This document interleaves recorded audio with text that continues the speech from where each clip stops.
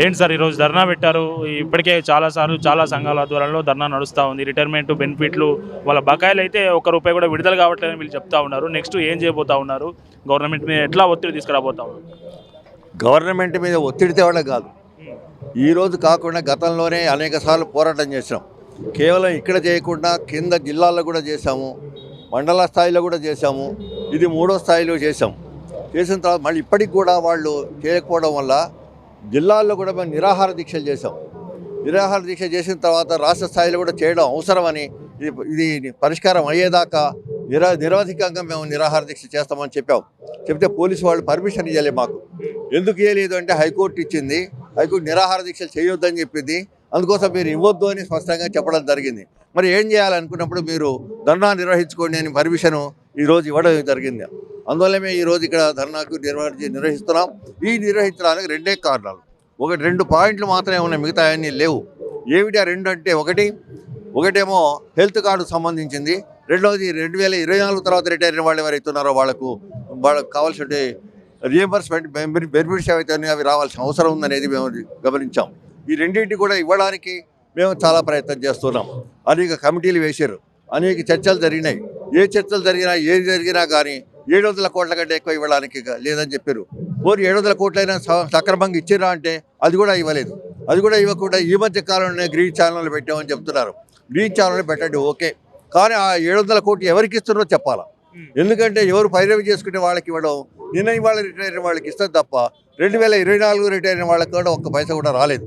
అందువల్ల ఇక్కడ ఉన్నవాళ్ళు చాలామంది 2024 తర్వాత రిటైర్ అయిన వాళ్ళు తప్ప మరొకటి కనపడటం లేదు మనకు. అందువల్ల వీళ్ళకు ఏది ఎట్లా ఇవ్వాలా అనుకున్నప్పుడు మేము చెప్పేది ఒకటే మాట, తప్పనిసరిగా ఉన్నవాళ్ళు ఎవరైతే ఉన్నారో మార్చిలో రిటైర్ అయిన వాళ్లకు మొత్తం ఇచ్చేయండి, ఆ తర్వాత ఏప్రిల్ వాడికి ఇవ్వండి, తర్వాత మే వాడికి ఇవ్వండి. వరుసగా ఇచ్చుకుంటూ వస్తే అందరికి పరిష్కారం అయితే తప్ప లేవిటే కాదు. అందువల్ల నెలకు 1000 కోట్లు ఇస్తావా, 2000 కోట్లు ఇస్తావా, 5000 కోట్లు ఇస్తావా, 10,000 కోట్లు ఇస్తావా కాదు, మొత్తం కూడా వాళ్ళందరికీ కూడా అమాల్మెంట్స్ ఏవైతున్నాయో అవి మొత్తం కూడా క్లియర్ చేయాల్సిన బాధ్యత ప్రభుత్వానికి ఉన్నది. ఏ ప్రభుత్వం, నా ప్రభుత్వం కాదు, వాళ్ళు చేసారు వీళ్ళు చేసారు కాదు, ప్రభుత్వంలోకి వచ్చిన తర్వాత ఉన్నవాడు వాళ్ళందరూ కూడా ప్రజలందరూ కూడా నీ మనుషులే తప్ప ఆ వెనక కేసీఆర్ మనుషులు కారు, మరో వాళ్ళు కాదు. అందువల్ల ఈ పరిష్కారం చేయడానికి ఈ ప్రభుత్వం శ్రద్ధ తీసుకొని ఈ అప్పు తెస్తావా ఇంకేం చేస్తావా కాదు, నువ్వు ఏం చేసినా అనేక కార్యక్రమాలు చేస్తున్నారు. ఇవాళ అనేక స్కీములు తీసుకొస్తున్నారు, అనేక 100 కోట్ల అప్పులు తీసుకొస్తున్నారు. ఈ అప్పులలో ఇది ఒక అప్పు కదా. అందుకోసం మాకు కూడా ఇచ్చేటప్పుడు ఆ అప్పు కూడా తీర్చడానికి అప్పు తెచ్చైనా కానీ మాకు ఇవ్వాల్సిన బాధ్యత ప్రభుత్వానికి ఉన్నది. బిడ్డలు ఏడుస్తున్నప్పుడు, ఆకలిగా ఏడుస్తున్న సందర్భంలో ఏం చేస్తారు తల్లిదండ్రులు? అప్పైనా తీసుకొచ్చి పిల్లలకు అడ్డం పెట్టరా? అదే స్థితి వాళ్ళు కూడా ఈ ప్రభుత్వానికి ఉన్నది అని మేము స్పష్టంగా చెప్తున్నాం. ఒకవేళ కనుక పరిష్కారం చేయకపోతే ఇంతటితోటి ఆగదు, మళ్ళీ ముందుకు కూడా మేము సాగాల్సి వస్తుంది. ఇది పరిష్కారం అయ్యేదాకా మేము ఈ పోరాటాన్ని సాగిస్తామని స్పష్టంగా చెప్తున్నాం. రెండవది హెల్త్ కార్డ్స్ విషయానికి వచ్చినప్పుడు కూడా అదే, హెల్త్ కార్డు ఇస్తున్నామని చెప్తున్నారు.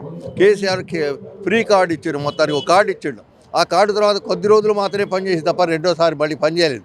ఎందుకు పనిచేయలేదు అంటే రీఎంబర్స్మెంట్ మన మెడికల్ హాస్పిటల్స్ అన్నిటి కూడా రియంబర్స్మెంట్ చేయకపోవడం వల్లనే వాళ్ళు స్కీమ్ను ఎత్తేసారు, దాదాపుగా చేతులు ఎత్తేసారు. వాళ్ళు తీసుకోలే, మాకు క్యాష్లెస్ ట్రీట్మెంట్ చేయడానికి వాళ్ళు ఇష్టపడలే, రీఎంబర్స్మెంట్ చేసుకోమన్నారు. రీఎంబర్స్మెంట్ చేసుకుందామంటే అప్లై చేసిన తర్వాత 6 నెలల దాకా, ఏడాది దాకా, 2 ఏళ్ల దాకా కూడా రీఎంబర్స్మెంట్ పైసలు రావడం లేదు. అంటే అటు రీఎంబర్స్మెంట్కు పనికిరాదు, ఇటు దీనికి పరాదు, రెండింటికి కూడా పనికి రాకుండా పోయే పరిస్థితి వాళ్ళు ఏర్పడదు. కనుక ఈ ప్రభుత్వం ఏంటంటే మీరు కొంత పెట్టండి మేము కొంత పెడతాం అంటున్నారు. అది సాధ్యమా? ఇవాళ తీసుకొచ్చిన దాన్ని మేము డబ్బులు ఇవ్వడానికి మా జీతాల నుంచి కట్ చేసుకుంటారు, అయిపోద్ది, మా పెన్షన్ నుంచి కట్ చేసుకుంటారు. కానీ వాళ్ళు రీఎంబర్స్ చేసేది అవుతుందా కాదా అనేది అందరికీ అనుమానం. ఇవాళ ప్రతి పెన్షనర్ కోరుకునేది ఏంటంటే మేము ఇచ్చేది ఇస్తాం, కానీ వాళ్ళు ఇచ్చేది ఇస్తారా అని ప్రశ్న చేసినప్పుడు అది క్వశ్చన్ మార్క్. ఎందుకంటే ప్రభుత్వం ఎవరి దగ్గర తీసుకొని ఇచ్చింది? అప్పుడు ఆర్టీసీ దగ్గర తీసుకొని ఇచ్చింది, పిఎఫ్ తీసుకొని పోయింది, మిగతా వాటి దగ్గర పోయింది, ఎల్ఐసి దగ్గర కోట్ల రూపాయలు తీసుకుంటున్నారు. ఎవరి దగ్గర తీసుకున్నారు? రియంబర్స్ చేసేది మాత్రం ఎక్కడ కనపడలేదు. కనుక ఇది కూడా మేము నమ్మలేని పరిస్థితి ఏర్పడదని మాకు అనేది స్పష్టం అనమాట. అదిగో అదే కాకుండా వీటిలో కూడా ఇన్వాల్వ్ చేసే సందర్భంలో సిఎస్ ఏమంటాడంటే, నేను మొత్తం క్యాష్లెస్గా అందరికీ అన్ని ట్రీట్మెంట్లకు మేము క్యాష్లెస్గా ఇస్తాము అని చెప్తున్నాడు ఆయన. ఓకే అనుకుందాం. దీంట్లో కూడా కొంతమంది ఇన్వాల్వ్ కావటలే. లైబ్రరీకి సంబంధించిన వాళ్ళ ఉద్యోగులకు వాడు రియంబర్స్మెంట్ లేదు, ఎయిడెడ్ స్కూల్లో పనిచేసిన వాళ్ళకు రియంబర్స్మెంట్ లేదు, అంటే మెడికల్ ట్రీట్మెంటే లేదు వాళ్ళకు. వాళ్ళు సొంతంగానే చేసుకుంటారు. ఇలాంటి వాళ్ళు కొంతమంది సెక్షన్స్ ఉన్నాయి కానీ అంటే డిపార్ట్మెంట్స్ ఉన్నాయి. ఆ డిపార్ట్మెంట్స్ కూడా దాంట్లో ఇన్వాల్వ్ చేయాల్సిన బాధ్యత ఈ ప్రభుత్వానికి ఉందని మేము డిమాండ్ చేస్తున్నాం. అందుకోసం ఇవన్నీ కలిపి ఈ రెండు అంటే మిగతా డిమాండ్స్ ఉన్నాయి, పిఆర్సీ ఉంది, డిఏలు ఉన్నాయి, మిగతా ఉన్నాయి, రకరకాలు ఉన్నాయి. కానీ అవన్నీ కూడా ఉద్యోగస్తులు చూసుకుంటారు. కానీ పెన్షనర్స్గా మేము మాట్లాడే మాట ఇది తప్పనిసరిగా ఇది పరిష్కారం చేసుకోవాలి బాధ్యత మాకు ఉంది. అందుకోసం దానికోసం ఈ రెండు డిమాండ్ల మీదనే మేము ఇవాళ ఈ ధర్నాను కొనసాగిస్తాం. 1.5 కాంట్రిబ్యూషన్ మీద కూడా కొన్ని అభ్యంతరాలు వ్యక్తం అవుతాయి. అభ్యంతరం అంటే సెంట్రల్ గవర్నమెంట్ ఉంది. సెంట్రల్ గవర్నమెంట్ 250 నుంచి 1000 రూపాయలు తీసుకుంటారు వాళ్ళకు. అంటే ఒక సిఎస్ ఇవాళ సిఎస్ అధికారంలో ఉన్న సిఎస్ కూడా ఆయన 1000 రూపాయలు పే చేస్తాడు. కానీ నేను నా పెన్షన్లో తీసుకున్నప్పుడు నేను 1500 పే చేయాల్సి వస్తుంది. అంటే ఒక అత్యున్నతమైనటువంటి ఉన్నటువంటి ఒక ఎంప్లాయీ ఆయన 1000 రూపాయలు పే చేస్తే నేను సామాన్య పెన్షనర్ను నేను ఎందుకు 1500 పే చేయాలా? ఈ డబ్బులన్నీ ఎక్కడ పోతాయి? ఎవరు పెట్టాలా? అందుకోసం వాళ్ళు ఏమంటారంటే ఏదో ఒకటి నడవని ఏంటంటే ఏదో ఒకటి నడిస్తే ఏమో ఉపయోగం. గవర్నమెంట్లో గతంలో కూడా అనేకమైనటువంటి డబ్బులు ఉన్నాయి. ఆ డబ్బులు ఎక్కడ పోయినాయో ఎవరైనా చెప్తున్నారా? గవర్నమెంట్ మళ్ళీ రియంబర్స్ చేస్తేనే కదా మాకు ఇచ్చేది. గవర్నమెంట్ రియంబర్స్ చేస్తారని గ్యారెంటీ లేదు ఇప్పుడు. అందువల్ల మేము దీన్ని డిమాండ్ చేసే దగ్గర స్పష్టంగా రూల్స్ అండ్ రెగ్యులేషన్స్ ఉండాలా. మీరు ఏం చేస్తున్నారో చెప్పాలి. చెబితేనే మాత్రం దాన్ని యాక్సెప్ట్ చేస్తా, లేకుంటే చేయమని చెప్పని చెప్పింది. సీఎస్ తోటి కూడా ఆ రోజు నేను మీటింగ్లో ఉన్నాను. ఆ మీటింగ్లో చెప్పిన మాట ఏంటంటే సెంట్రల్ గవర్నమెంట్కి ఏదైతే ఇంప్లిమెంట్ చేస్తున్నారో మాకు కూడా చేయండి. సామాన్య ఉద్యోగి 250 రూపాయలు మాత్రమే పే చేస్తున్నాడు, అత్యున్నత ఉద్యోగి 1000 రూపాయలే పే చేస్తున్నాడు. ఎందుకు ఆ రూల్స్ ఎందుకు ఉండకూడదని నేను అడగడం జరిగింది. అది కాదండి తర్వాత ఇప్పుడు అయితే 1.5 ఇవ్వండి, మిగిలితే మళ్ళీ మీకే ఇస్తాం కదా, మాకేం అవసరం లేదు, మీకే పెడతాం ఎవరు పెడతారో వచ్చింది ఎట్లా పోయేది ఎట్లా చెప్పాల్సిన బాధ్యత ఈ సిఎస్కి ఉంది కనుక తప్పనిసరిగా దాన్ని ఇంప్లిమెంట్ చేసేటప్పుడు ఏ రూల్స్ ఏ రెగ్యులేషన్స్ ప్రకారం ఎవరిని దాంట్లో ఇన్వాల్వ్ చేస్తారో కూడా చెప్పాల్సిన బాధ్యత ఈ ప్రభుత్వానికి ఉందని మేము డిమాండ్ చేస్తున్నాం. ఈ బకాయిలందరికీ ఇప్పటివరకు దాదాపు 60 మంది 50 మంది చనిపోయారని చెప్తున్నారు కదా, వీళ్ళకి సంబంధించి ఏమైనా చర్చకు వచ్చిందా మీరు మొన్న మీటింగ్లో? వాళ్ళకు సాయం చేయడం కావచ్చు, వాళ్ళ వెంటనే క్లియర్ చేయడం కావచ్చు. ఈ మీటింగ్లో రాలేదు, గతంలో మీటింగ్లో అనేక సార్లు చర్చ జరిగింది. ఇస్తామని చెప్తున్నారు. మా దగ్గర డబ్బులు లేవు మేము ఇవ్వలేము అని మాట తప్ప మరో మాట చెప్పడం లేదు. అందుకోసం మేము చెప్పే మా డిమాండ్ ఏంటంటే అన్ని స్కీమ్స్కి ఎట్లయితే అప్పులు తీసుకొస్తున్నారు, కోట్ల రూపాయల అప్పులు తెస్తున్నారో ఆ అప్పులు తెచ్చే మాకు కూడా ఇవ్వండి, మాకు కూడా క్లియర్ చేయండి, మమ్మల్ని కూడా బతికించండి. 2024 తర్వాత రిటైన్ వాళ్ళు ఎవరైతే ఉన్నారో 16,000 కోట్లు రావాలి మాకు.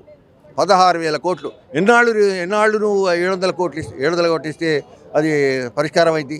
2 సంవత్సరాలు కావాలి. అందువల్ల తప్పనిసరిగా మా డిమాండ్ ఏంటంటే నువ్వు ఏం చేస్తావు మాకు తెలియదు, తప్పనిసరిగా మాకు ఇవ్వాలని మా డిమాండ్. ఒకేసారి విడుదల చేయాలి బకాయిలు అనేవి.